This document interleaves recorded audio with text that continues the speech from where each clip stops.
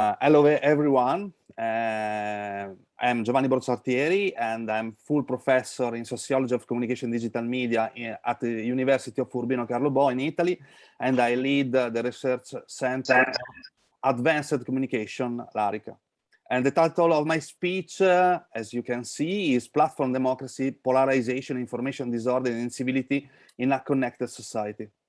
So, in this speech, I will use public debates as a privileged place of observation for those transformations that produce cultural and social tensions, which in turn generate a new field in which democratic, communicative, and political processes enter into relation with online platforms.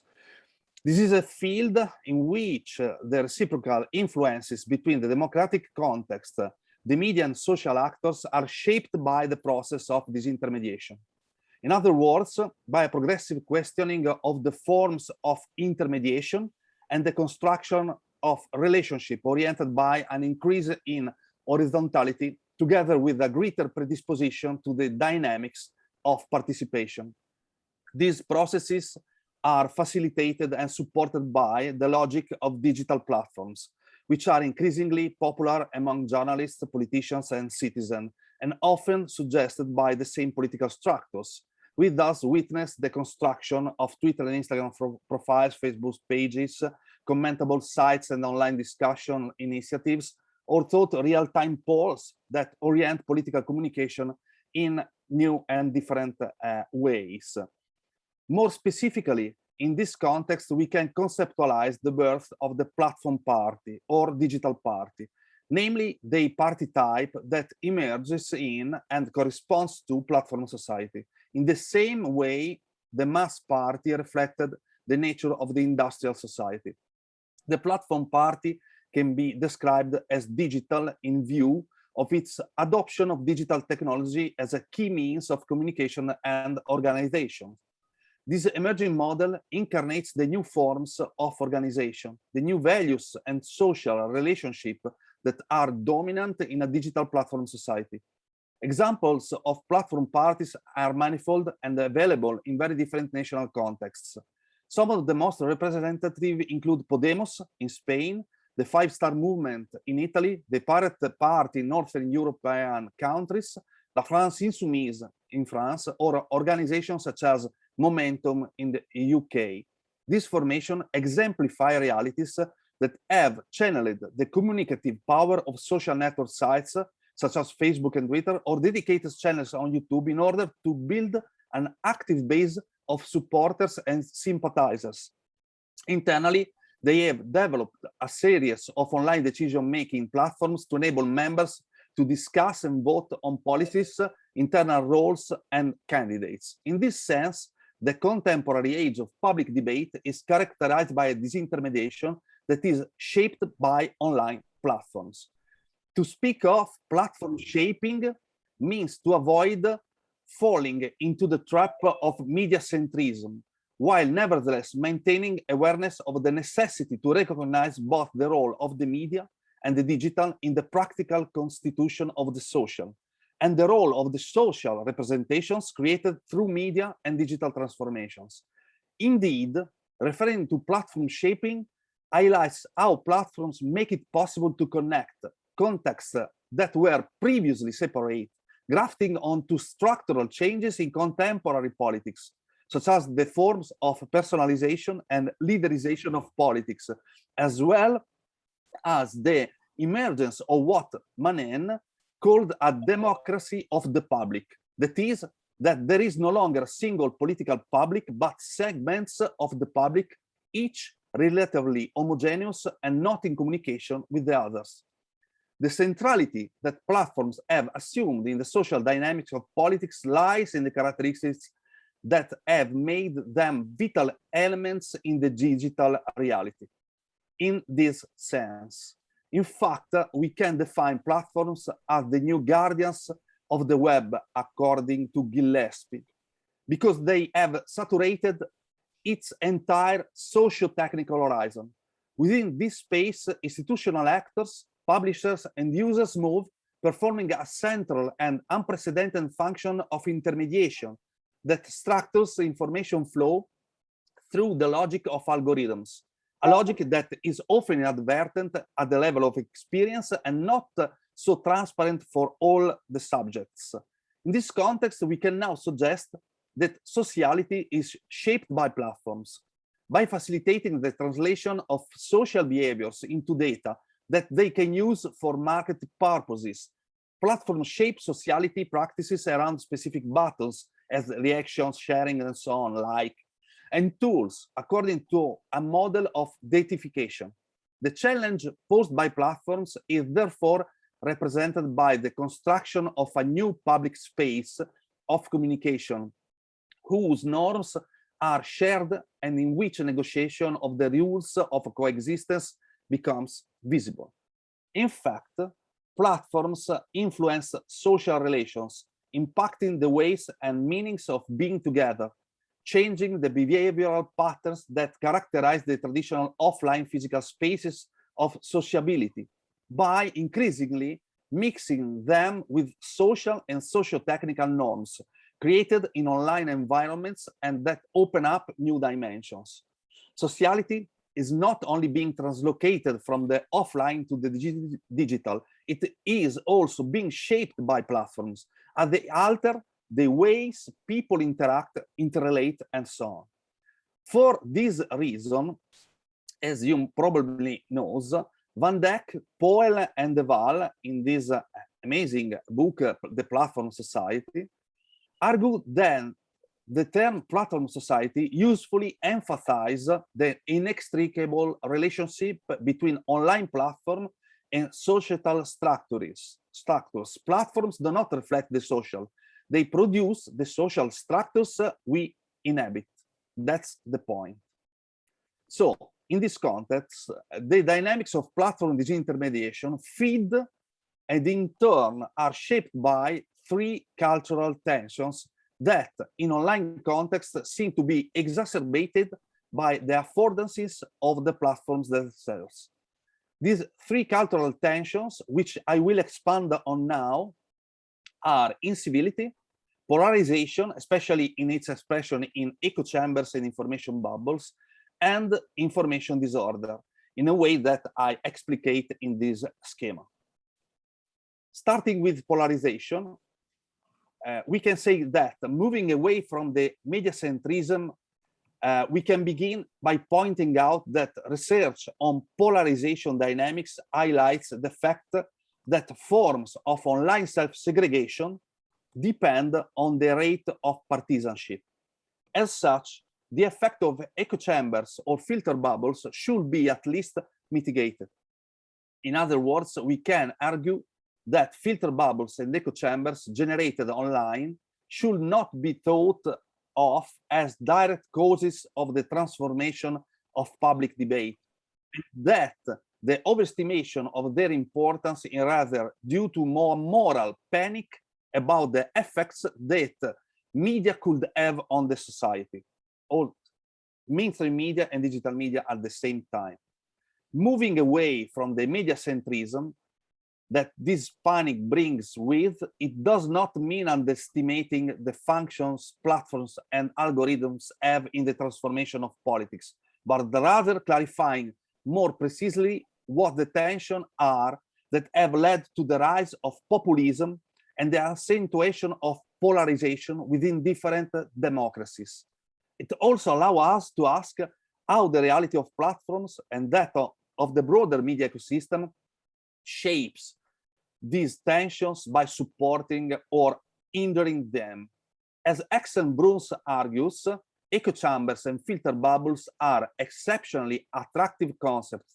They offer a simple technological explanation for problems that many emerging and established democracies face. But the problem is the state of the democracy, not only the state of the platforms. So, to continue with the incivility, as we know, the incivility of politics today presents itself as a performative act produced through discursive and communicative practices. In other words, incivility is transformed into a strategic resource to feed polarization in voters, to build emotional shortcuts that consolidate the adhesion of the electorate around those who incite it and identify its victims, a political opponent, for example, or a social or ethnic category, as subjects without interlocutory legitimacy, and therefore political ones. In this sense, incivility represents a factor that puts public debate in crisis, breaking up public and argumentative confrontation, and often making it impossible, cutting the bridges to a possible dialectical reconciliation. On the other hand, through the growing disintermediation of relationship between citizens, politicians, and journalists, which is increasingly fed by digital platform, thought it is worth reiterating, not generated by them, we are witnessing the emergence and visibility of an increasingly radical everyday political talk. In other words, what we are witnessing on platforms is the normalization of an uncivilized use of language as a form of expression and identity aggregation.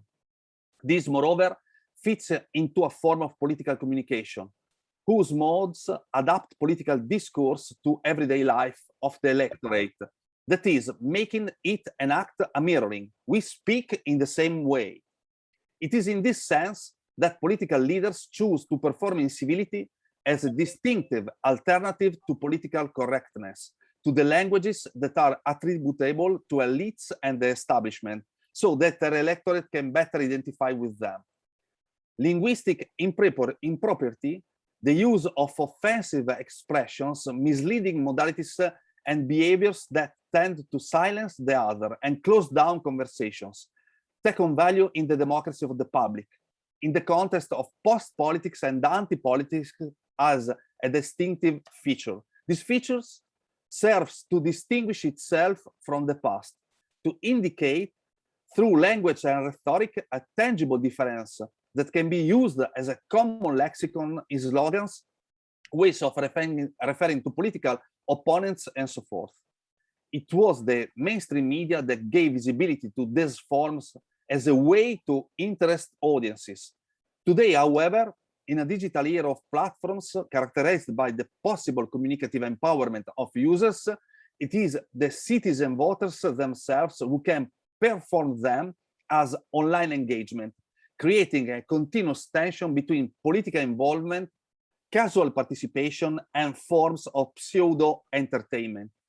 The digital media amplify these voices, and platform algorithms influence the diffusion of information, distorting the perception of reality, while the traditional media, according to the logic of the hybrid media ecosystem, risk becoming a propellant, providing greater visibility and amplifying the flames of incivility that are produced online. On the other hand, the same evolution of the social web and internet cultures has played a relevant role in the normalization of these languages, enabling a politically incorrect instinct and an aesthetic sensitivity for the forms that reproduce it, such as memes, pranks, photos and video montage, and so on. This tension is particularly evident today in the emergence of alt-right language, representing the popularization of web subcultures that grew up independently. The aggressive rhetoric used online by trolls, pranksters posting Pepe the Frog memes, 4chan channel users using offensive and violent language, the misogynistic online community, the Red Pill found on Reddit, which expressed toxic opinions about women, and so on. As Angela Nagel's analysis points out, the alt-right is the product of these trends. I mean, that grew up independently of each other, which found themselves fighting the culture wars of recent years, deployed side by side under the banners of a nascent cultural politics hostile to correctness. In other words, we have gradually witnessed the decline of newspapers and televisions as generalist arenas of public debate, and the simultaneous affirmation of the new online media platforms that have filled the void created. In the years of the Obama presidency, and I show you my next slide, liberal and acculturated millennials used platforms like Facebook and Twitter to inform themselves and share ideas, promoting a liberal identity through online news sites and YouTube videos. The language of online incivility could be read, therefore, as a resistant and alternative form to this participatory and liberal drift. The progeny of internet cyber-utopianism, which has found in the same media environments space for growth and the enhancement of its differences in opposition. By saying this, I do not mean to argue that an increase in toxicity in political communication depends on the web and platforms. Not only, rather that the disintermediation supported by network logic has shaped a political context that was moving towards a democracy of the public, giving visibility to a plurality of discourses with fewer and fewer filters. In this context, information selectivity becomes more complex and political issues become opportunities to express identities in communicative contexts, where the boundaries between public and private are increasingly blurred. So, the international sections of the last years have been marked by attention given to the diffusion of fake news. In this election, there was the effects of possible media manipulation and of the propaganda action guided by the organization of inauthentic online behavior. Liberal democracies are in fact confronted today with a political communicative environment that has amplified the voices of institutional and non-institutional subjects and that continues to enhance the strategic circulation of political content between online and mainstream media. Liberal democracies are in fact confronted today with a political communicative environment that has amplified the voices of institutional and non-institutional subjects, and that continues to enhance the strategic circulation of political content between online and mainstream media. From this perspective, point out Van Blicker and Andrew McStay in 2018, the situation, particularly of disinformation and misinformation, is socially and democratically problematic on several fronts. These fronts are, first of all, in the production of misinformed citizens through the circulation of falsehood that take on the form and value of news, polluting the overall information environment. Second, these citizens then risk falling into the spiral of echo chambers, in which this fake or misleading contents tends to assume visibility and argumentative consistency through its repetition and the absence of competing arguments. Third, this tendency is reinforced online by algorithms that selectively direct citizens to those pieces of information contents that they wish to see, according to previous content consumption and search behaviors and in relation to the social circles with which the user is associated. In short, the content consumption dynamics of online clusters. Fourth, and finally, the provocative nature in form and tone of fake news leads citizens to an emotional antagonism based on mechanism of indignation that end up structuring adhesion to a partisan view of things, creating a context of public debate that risk polarizing into the most extreme version of us versus them. On the other hand, the same platforms facilitate the diffusion through the visibility guaranteed by algorithms of those informative contents that are capable of reaching people emotionally. In particular, social media provide an environment for political communication in which, on the one hand, the circulation of ideas is facilitated, as is the expression of views and complaints that are otherwise systematically underrepresented. On the other hand, they make visible through their circulation those social behaviors and attitudes that can undermine the ways to forge a relational fabric that is at the core of tolerance and mutual trust. To summarize, the most important effects of disinformation, misinformation, and so on seem to go beyond direct forms of citizen persuasion. The research I have reviewed suggests that the real harm of being exposed to fake news lies in the generalized increase in cynicism and distrust and the ability to fuel the fire of extremism and affective polarization to the construction of symbolic and semantic fields in which, in constructing the us versus them type identities, forms of truth collide. And is the post-truth theme, which I have been working on, but will not address here today. Now, even from this necessarily quick description, it is clear now how incivility, information disorder, and polarization are symptoms of the transformation of public debate and not the causes that determine its deterioration.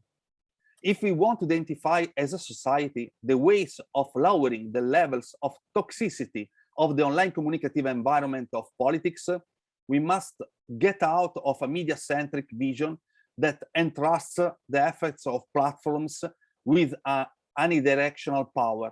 Instead, we must rely on the results of academic research that has outlined the contours of the phenomena of incivility, misinformation, disinformation, and polarization, and began to identify the real incidence in the structuring of public debate, as well as how they are often overrepresented with respect to the real-world effects of their ability to influence democratic discourse significantly. Therefore, to address the causes of an assumed barbarization of public debate, we must look elsewhere and look deeper.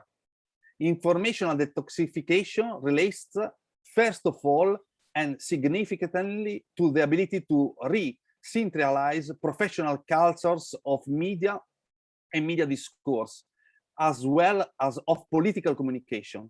That is, to re-centralize an ethics of discourse that knows how to overcome attempts to polarize the public as an electoral and business model.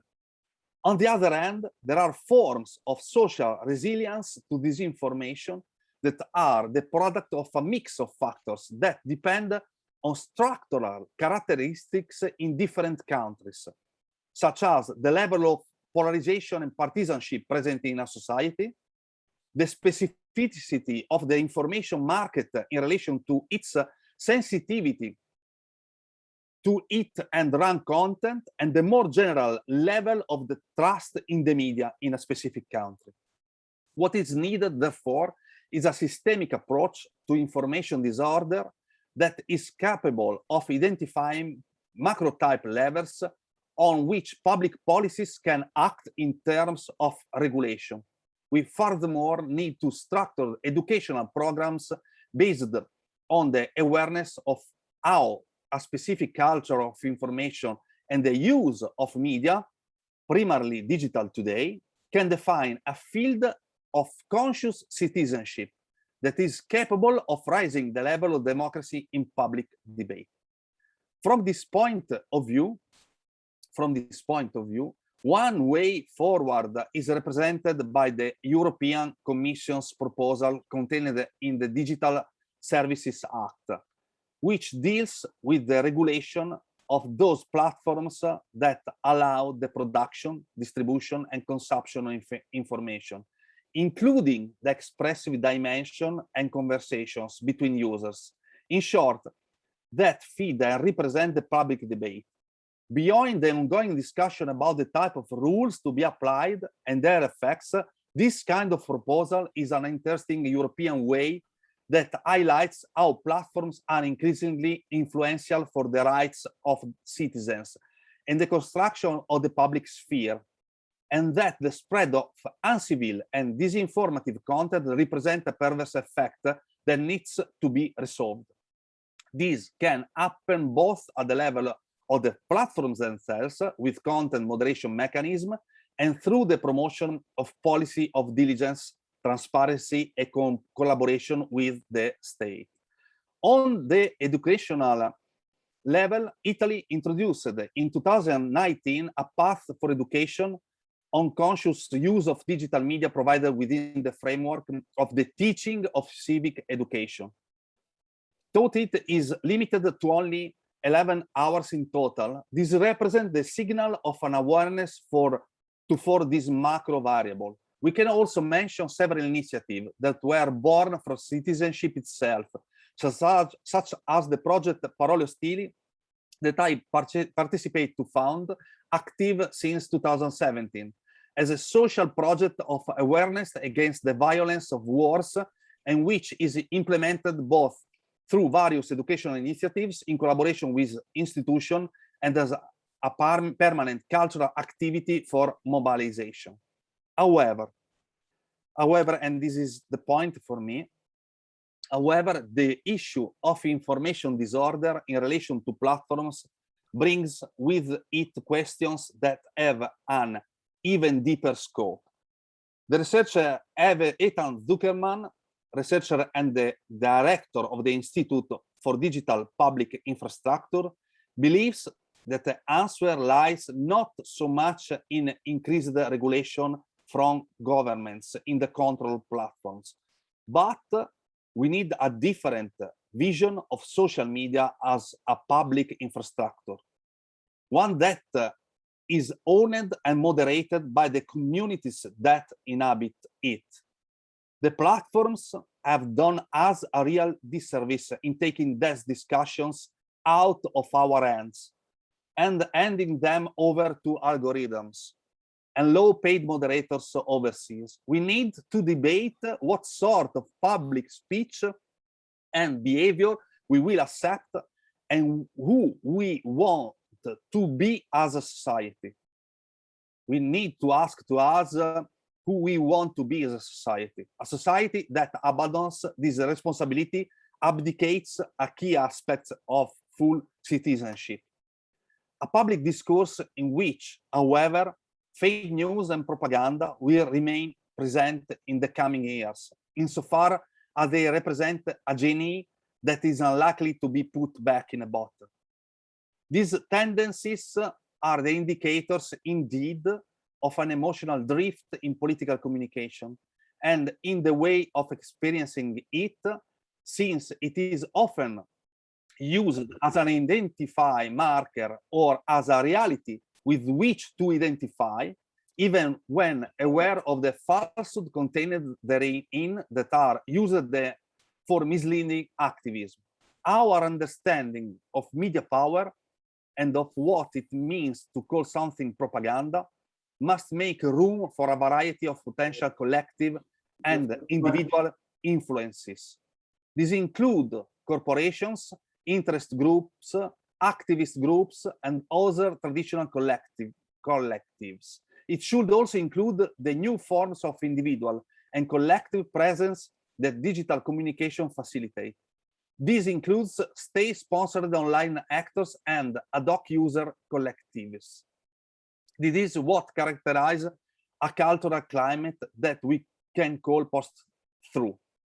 I know, I said I wouldn't talk about it, but it was a fake news maybe.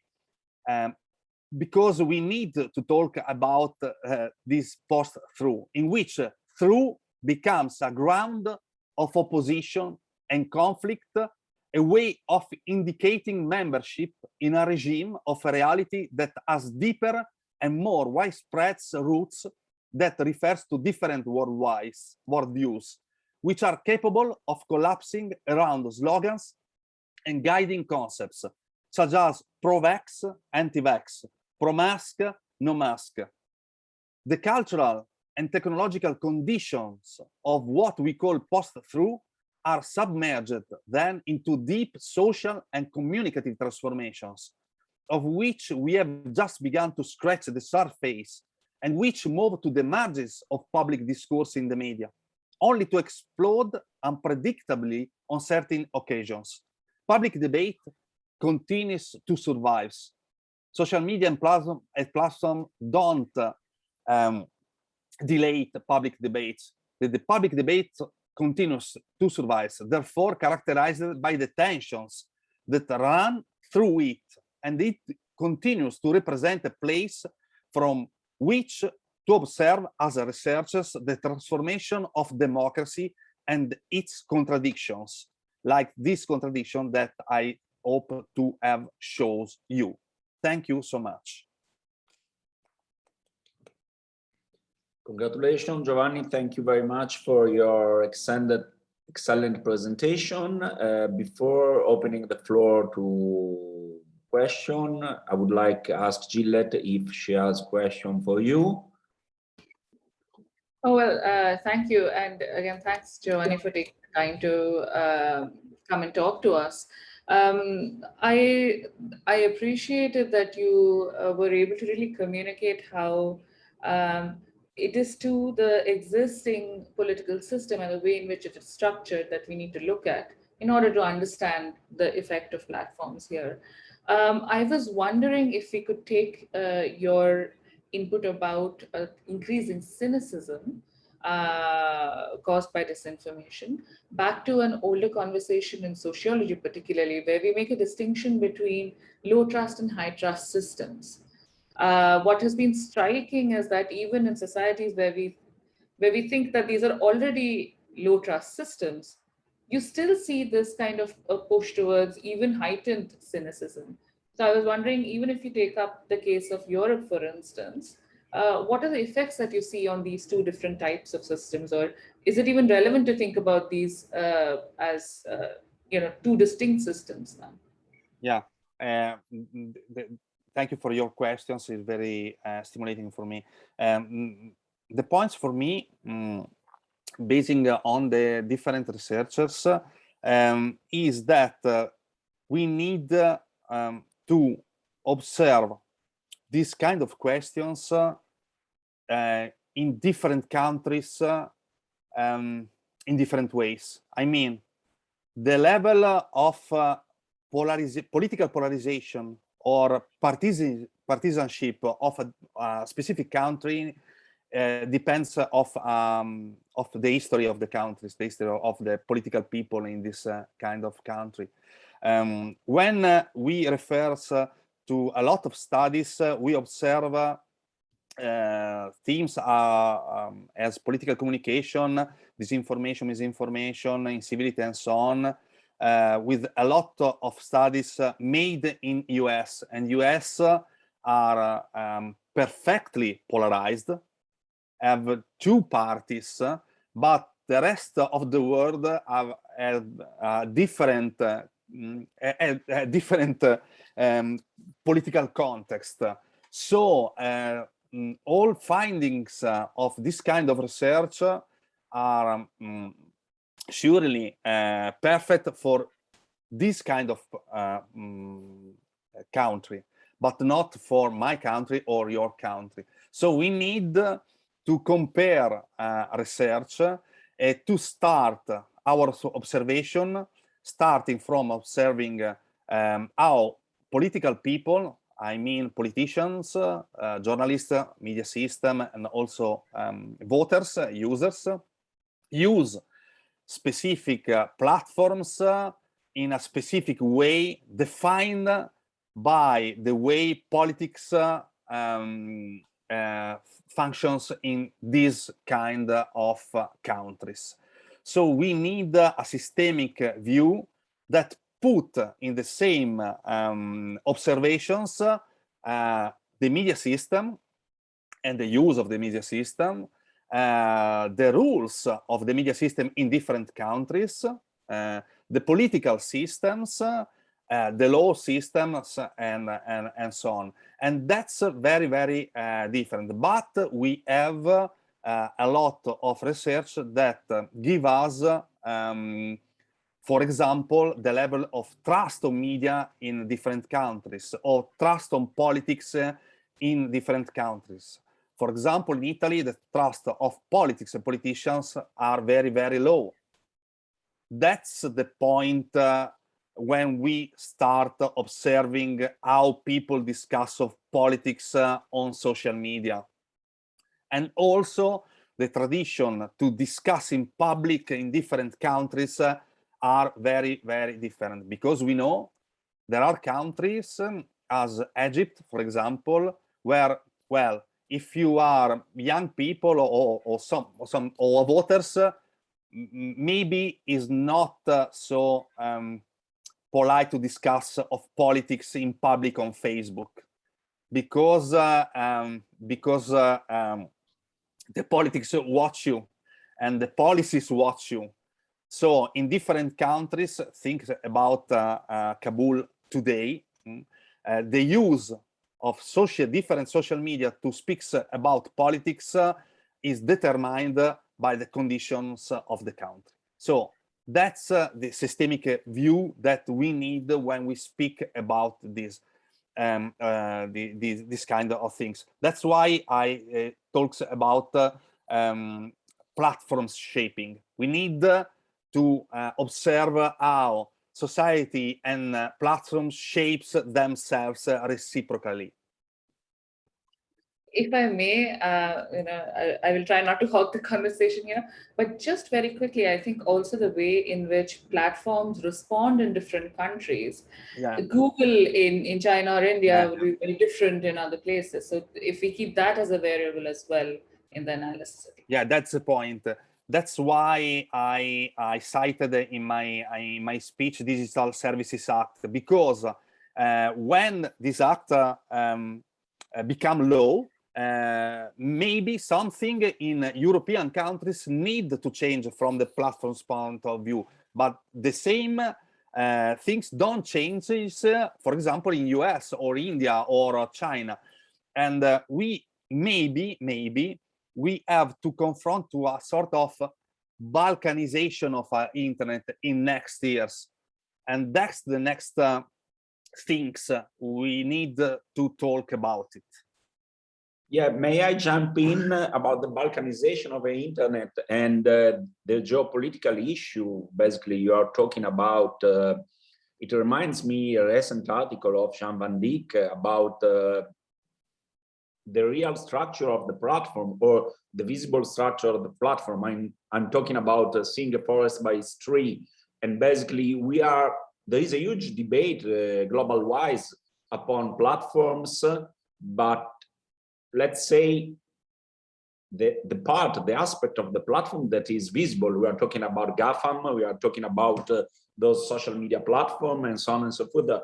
But well, Van Dijk has an impressive metaphor, like there are the roots, the trunk, and the branches. So there is a huge debate on global scale about the trunk and the branches, but nothing upon the roots of the platform, the invisible structure that allowed even to Google and Facebook to work globally, and how the internet is working globally. So probably the big political debate on the global scale should be on regulating the roots of the platform, the very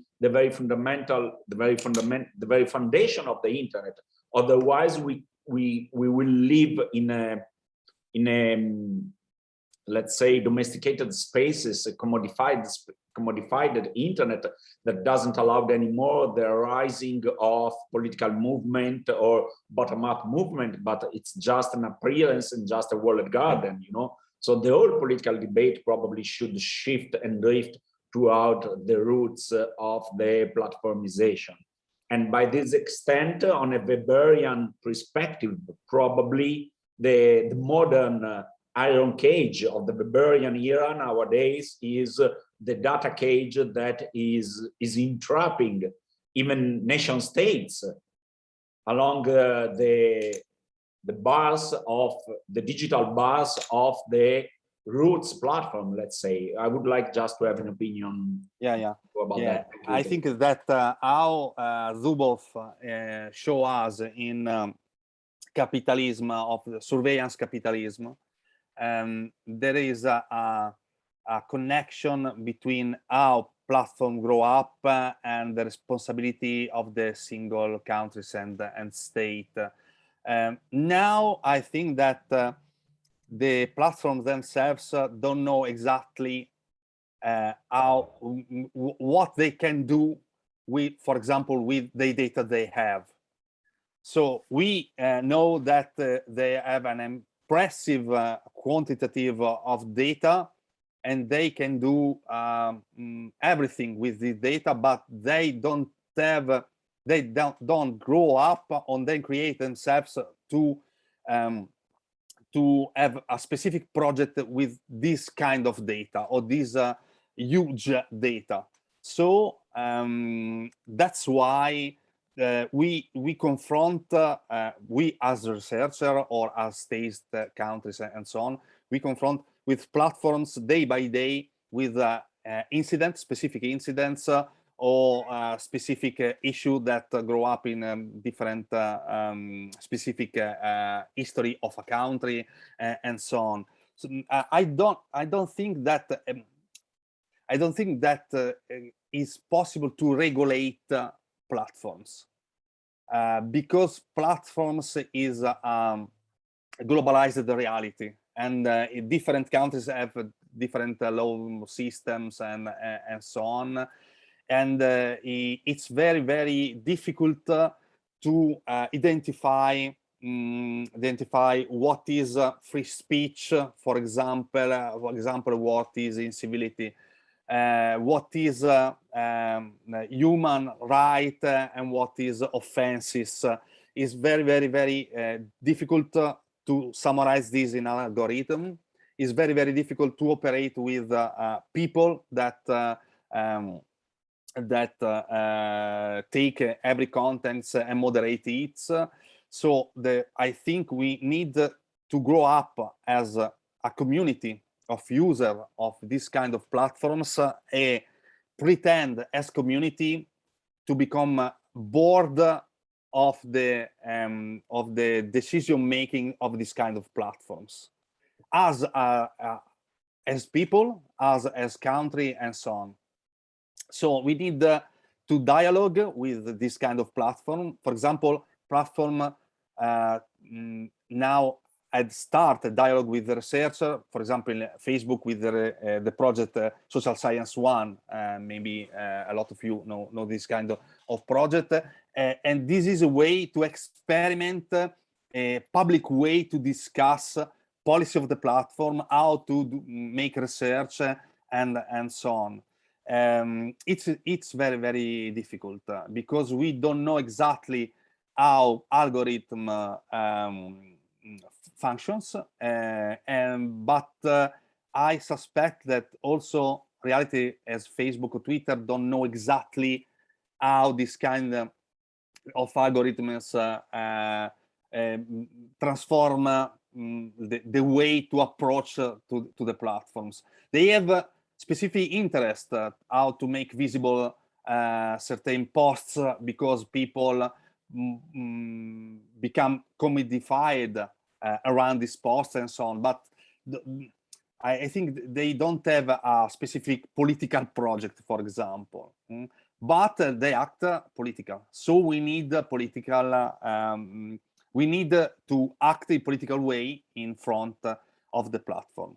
Another suggestions I think you pose me is about the invisibility of a lot of processes and a lot of communication in politics. For example, like maybe I can observe, I can observe political communication in public posts on Facebook, but is very, very difficult for our researcher to go inside the,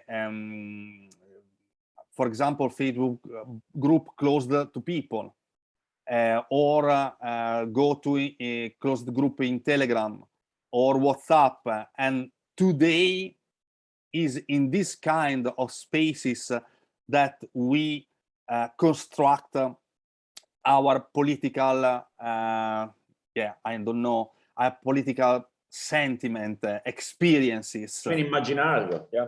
Yeah, and that's why we dedicated a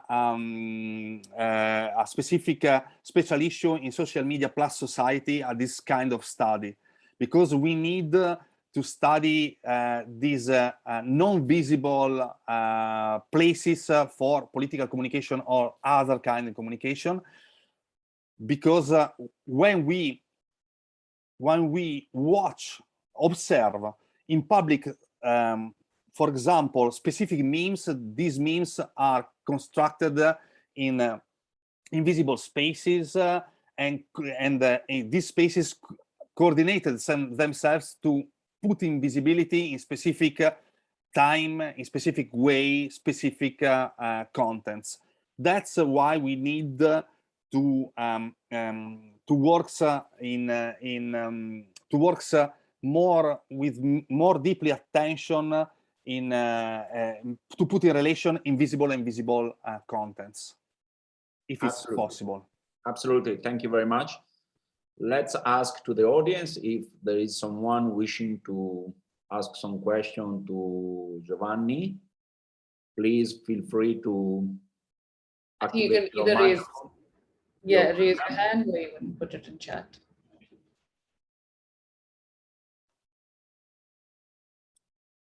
Is there any question to Giovanni? Please don't be shy.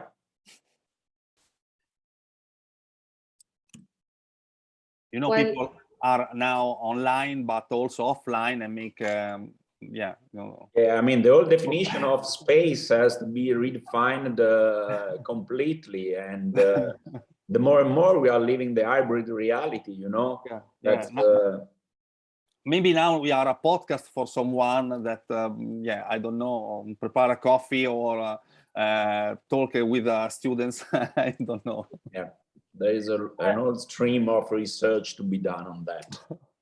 I think while people are formulating their questions, just to add to that conversation that we were having about invisibility, maybe the question also emerges as to visible or invisible to whom. For instance, you know, these closed communities, are they really as closed off to state agencies?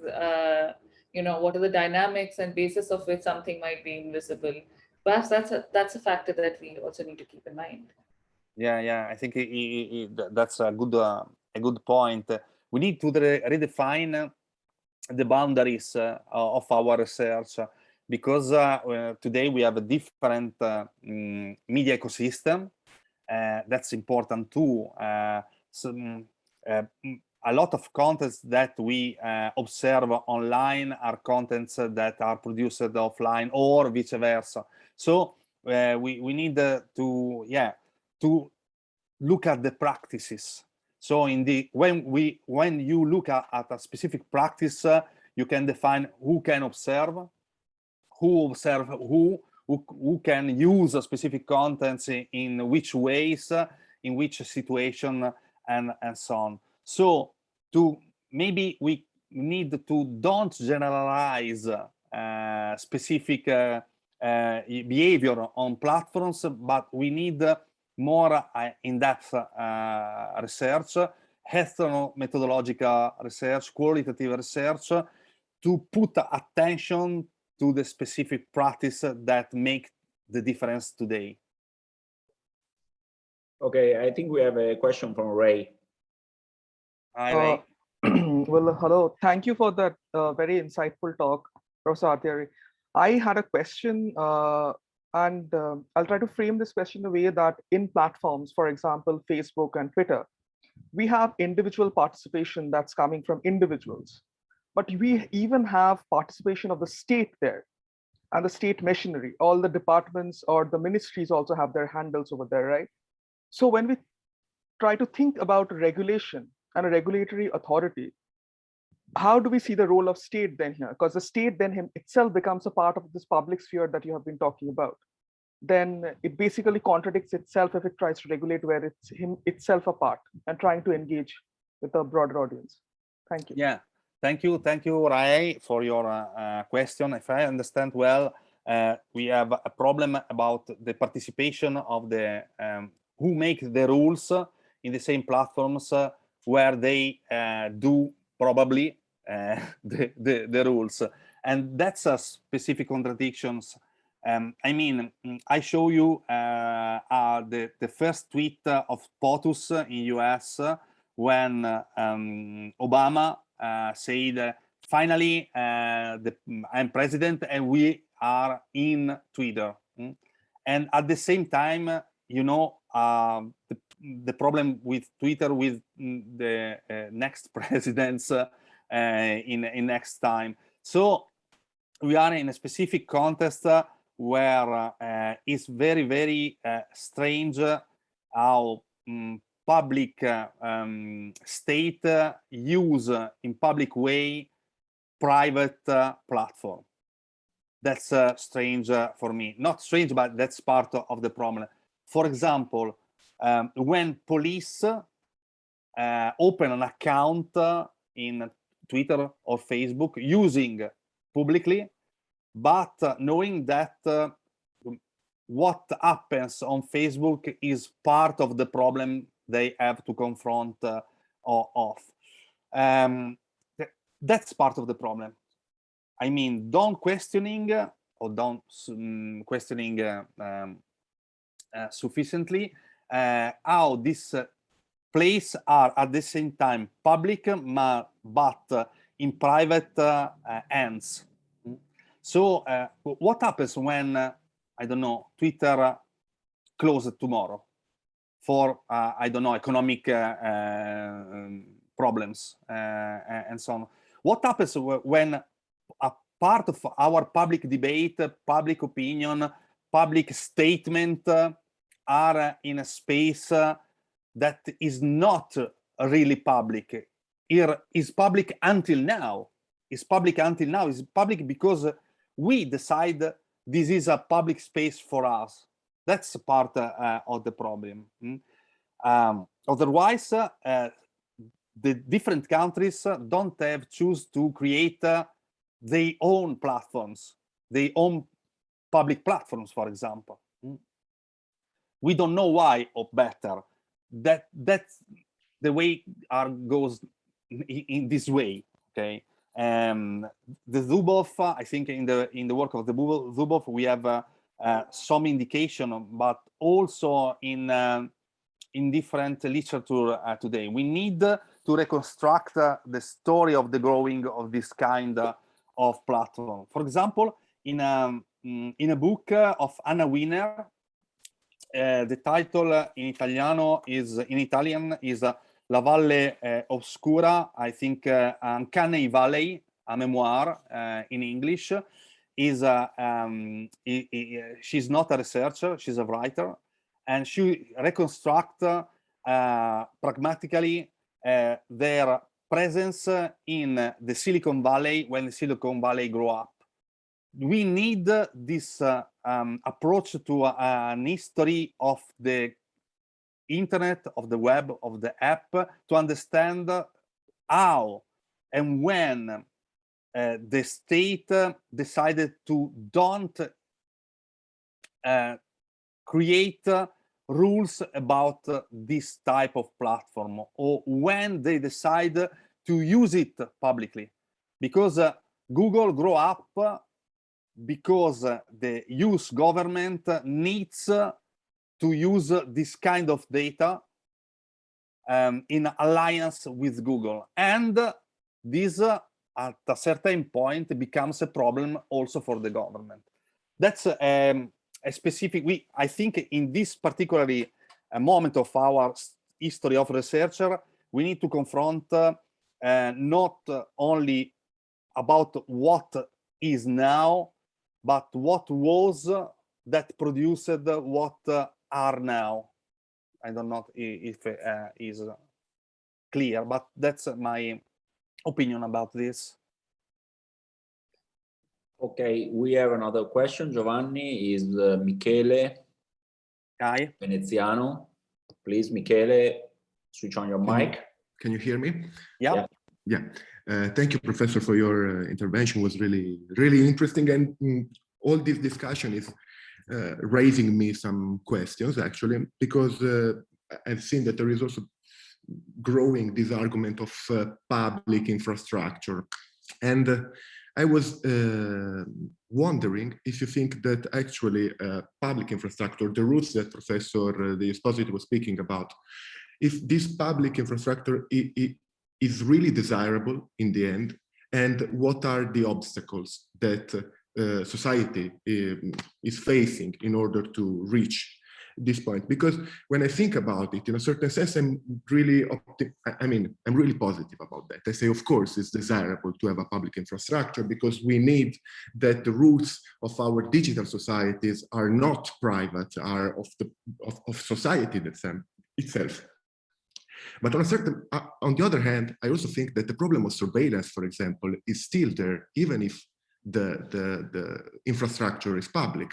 And we know that also surveillance can be enacted from state. It generally is enacted from states, no? So maybe also sometimes I think that it's a bit simplistic to speak about public, and maybe we should think also of new terms, new ideas of possession, of ownership of this infrastructure. No? And I think that in the beginning, for example, when internet was born, more than public, it was more as something that was collective. No? So maybe we should think about some collective infrastructure, not only public. But these are just my thoughts. I was curious to know, what do you think about them? Thank you. Thank you, Michele, for your inspiring question. Yes, public is collective in Zuckerman perspective. That's the way. The sense is we need to reappropriate of this kind of spaces, not only as users, but also to create a community that have responsibility to this kind of space. I think we are now in a specific condition of the internet. We can call it internet pollution, I don't know, or yeah, you know, internet, there is a lot of toxicity in internet, and we need to construct the same culture that we construct about, for example, the environment, a different sensibility to stay in internet. When we were young in internet, we were few. Internet wasn't not so interesting for a market, not so interesting for state, so it was a different condition. But the internet become mass internet. And another problem is the surveillance, as the capitalism is here to stay. So we need to confront with this, which kind of surveillance, which kind of capitalism we accept or we want to fight, and so on. In my experience, not only as a researcher, but as activist of internet activist, I want to think about me in this sense. I know that we need to change the sensitivity, the way we stay on internet, the way we perceive internet, the imagery we create around the internet. So the proposal of public infrastructure is a political perspective. I'm not so ingenious to know that some state can accept this kind of, but it's important to put in debate this kind of perspective. The means is platforms are private, but what they construct are maybe can be a public service, and this is a feeling with which we need to approach this kind of approach. What is public for us, and what we how we can to take care of this public. Every country take care of this kind of publicness, maybe in different ways, but we need to construct, to put internet, this kind of stuff, in the idea or the idea of citizenship. For example, that's why in Italy, at the school, the ministry put a program, specific program in digital citizenship. It's mean how to be citizen also in digital, and not to become digital citizen.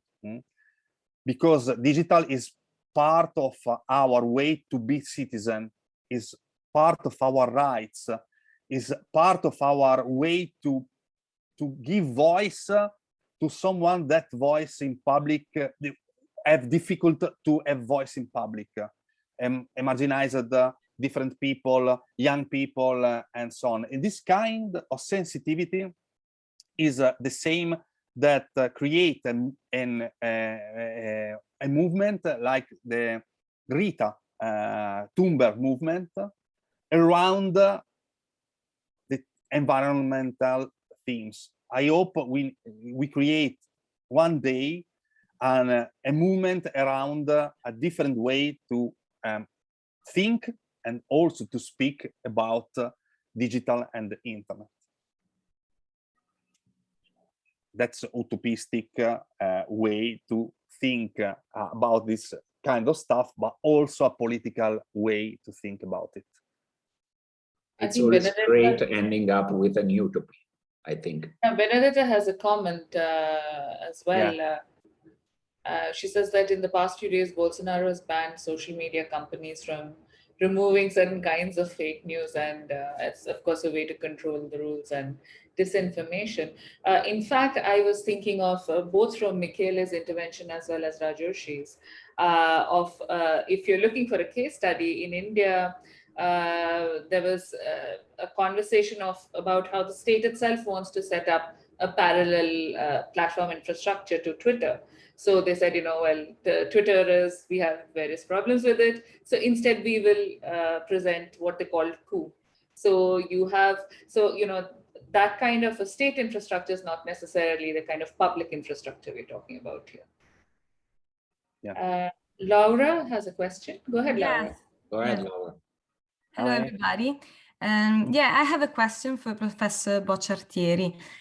So in the discourse of public service and the transition to get to this public service of the digital platforms, who's the responsibility, if there is one, to make users aware of this possibility? I mean, is it we have to expect it from the community itself, or do we need a new mediator, or is it up to the institutions? I mean, there is a transition moment before, as you said, getting to this utopic reality of an ideal public service in the social platforms, digital platforms.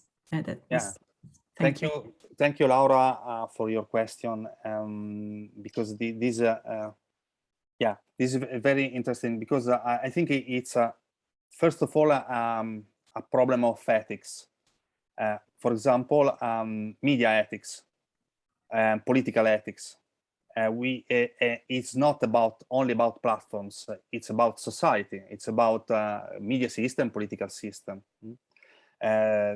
When a politician or a journalist or a single user use this kind of stuff to create polarization with other people, to accuse or so on, this is a way to stay in the political world or into the society. So we need rules, but rules are not enough. We need a different way to think about to use this kind of stuff. The same problem, the same kind of debate was posed in 1718 when we talked about mass media, because the same problem are every time reproduced in different society when different media grow up. We have a problem with the professions, for example. Also from the researcher. What is the ethics of our research when we use people data scrapped online, for example. Where is the boundary? So I think we need a public debate, continuously to debate in public what is tolerant for us. Well, yeah, in my speech, I talk about the point, or one of this point is that's about the public infrastructure, and we need to debate what sort of public speech and behavior we will accept and who we want to be as a society. That's the big questions we have to pose to ourselves. That's ethical questions, political questions, and utopian questions, but is a way we need to have to make decisions. That's why I participate in public debate in Italy when I can, or in public in public roundtable with the ministry, to give this kind of perspective, not hyper-regulation. That's not the way, but to create a different sensitivity in people. And that's a long way. Education, it's a long way. We need to educate ourselves to the digital. That's the point for me. Digital is very, very, we have a little experience about what internet is. And we use social media from few years. We talk about this kind of stuff that only, I don't know, 20 years ago doesn't exist. And I know that they are here to stay, but I don't know what they will be in 20 years. And we now need, and it's very important that we incide in what they are in next years. That's a political attitude we need as researchers, citizens. We need to put in what we do. Also with this kind of initiative, talking in public about this kind of stuff. Yeah, and Giovanni, it reminds me, what you have just said reminds me two things, like, you know, first and foremost, like how genius and forward thinker was Michael Welch in his video Web 2.0, because he posed all the question, like, you know, we have to rethink, restate, redefine everything. And like, problem is that we are talking often about asynchronous phenomenon, like the process of education is a process that is socially slow, as you correctly emphasized, but vice versa is challenged by a streamline of efficiency and technological innovation that is super fast. You know, social media, because they have to compete on the market, unveil new feature and new affordance every now and on. Technological development is like law of Moore is overcome, new product, new service, everything is forward, follow this path, but vice versa, the process of building a culture, let's say, and building an education upon the digital literacy and so on and so forth is a much slower process. So this is an uneven challenge by some extent. That was just my thinking. Yeah, it's correct. There is a point where we need to choose if it's correct to have platform riders to deliver food for us. That's a question that is inside every one of you. That's why we can put rules, we can sustain rights and so on, but at a certain point, it's about you. Internet, it's about you. It's about us. Yeah. Definitely. Okay. I think we have a couple of comments. If we can have the time to take them. Yeah. From Rajarshi, he says, can we think of talk about social media infrastructure as commons, if we want to move away from that discussion of public and private, just to avoid that type of... Yeah, the question of commons is very interesting questions, and we need to stimulate the state to adopt the idea of commons, not only in internet, also in different practices in everyday life. For example, in Italy exists a status of commons called Ci vivo, I live in.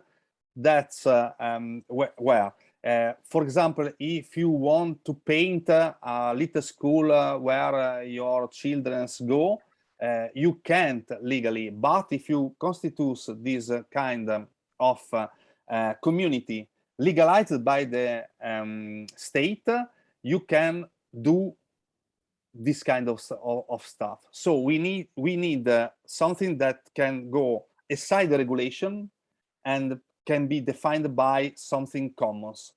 But we need the state that can recognize and create also the rules to put this kind of no rules regulated.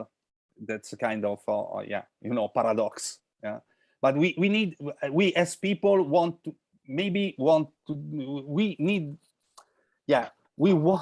make something in commons, but we need also the possibility to make it legally.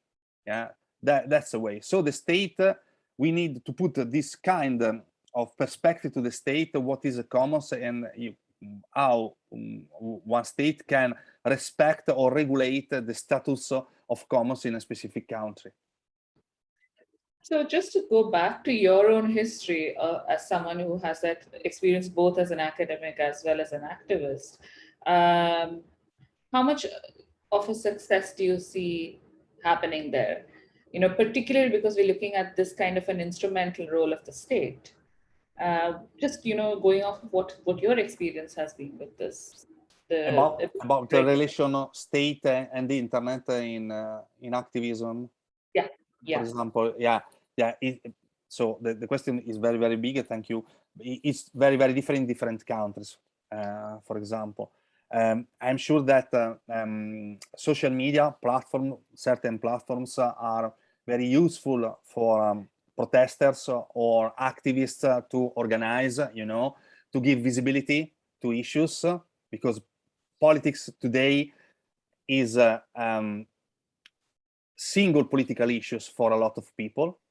For example, I take care of specific teams and I have opinion about environment, but I don't have opinion about immigrants. But about environment, I give you all myself in a specific cause. So you can give visibility as something that wasn't so visible, and so is particularly attractive when you can organize yourself in a movement. But it is also a solipsistic way upon. Social media are a solipsistic way upon. I mean, you can participate doing, I don't know, to inscribe yourself in a group and reading something, or to sign a cause online, something, speak about this, about slacktivism, no? That's part of the problem. But researchers say us that when people find online something about activism, is a way of participation, is think about a participation grow up. There is a research in Europe, in different countries, Germany, Italy, Spain, that demonstrate that the feeling about politics grow up when you encounter something of politics when you are online. So it's very important to stay online, to create a continuous possibility to enter in touch with different people, with the different sensibility of people, because politics for every one of us is a different way to participate in different manner in everyday life. Also, when you read, when you buy a product and you choose this product and not this product. This is a way to participate in a political way in life, and we need to put this feeling of participation into the people if we want to grow up as citizens in a society more inclusive and communitarian and so on. Thank you. Those are some wise words. If we don't have any other questions, maybe. Maybe Brian. Brian, yes, please go ahead. Sir, my name is Brian Gomes. I am a PhD scholar of IIT Kanpur. Am I audible? Yes, you are. Yeah, so I have one comment and followed by one question is that during the pandemic, we observe as in India, like in order to fight against China and the Chinese government, they banned the PUBG and other platform like Alibaba. And so I observed that different countries and different governments have their own way to fight against the COVID and the China and the Chinese government. So is anything happen in Italy, like banning any kind of Chinese platform? Okay, that's very clear. If I understand that correct, thank you for Brian for your question. In Italy, we don't have the same kind of platform like in China or in other country. We participate in different projects. You know, there are new platform, more communitarians and so on, used, for example, from activists, but used by a few people and so on. So in Italy, about the COVID-19, the government and also people used the mass platforms like Facebook, Instagram, particularly to debate or to to create a community around specific themes or to polarize about specific themes. For example, the themes of Green Pass today, or Vax no Vax, or Mask no Mask, and so on. But we don't. China is very, very specific country.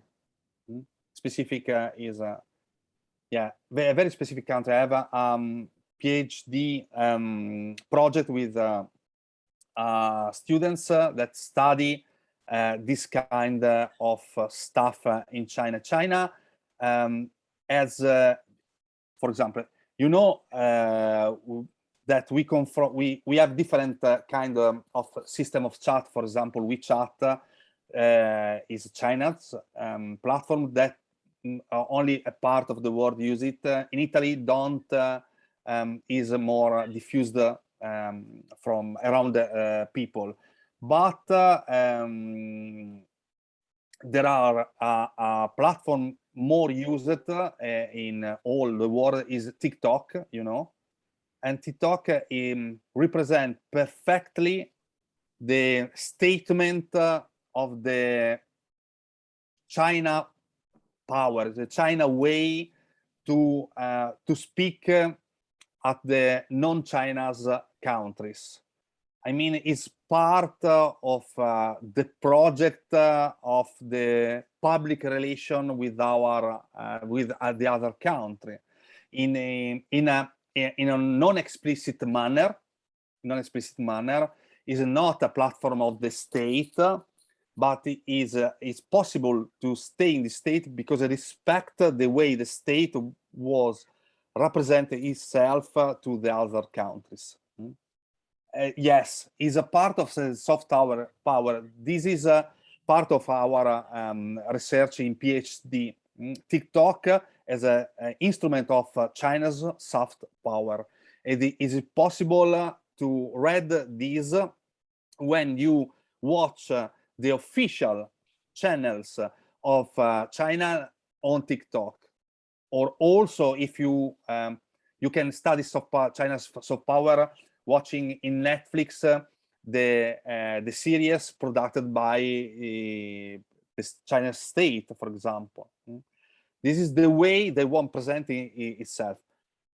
Your question is important because when we speak about platforms in Europe, for example, we have in mind our way to use it and what is Facebook for us. But there are a lot of people that don't use Facebook, and there are a lot of people that use Facebook in different manners. That's the point of view we need. So we need comparative studies.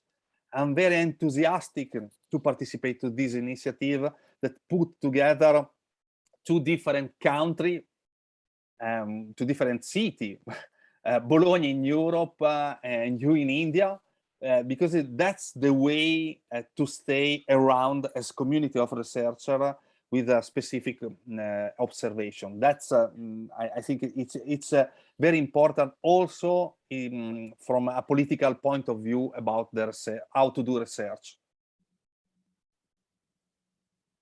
And we are glad you enjoyed it, and for sure we will invite you again and again and again, for sure, because your words were so deep and inspiring that I think every one of us is delighted about your contribution. Thank you. Thank you for your generosity, also for the questions. Thank you so much. Okay, I think that we abused of your time because we went way over what we agreed. So I think we can conclude. Thank you, everyone, for your interest and engaging question. Thank you again, Giovanni, for your fantastic presentation. And see you tomorrow with the next event. So hello, everyone. Hello. Hi, everyone. Bye-bye. Bye-bye.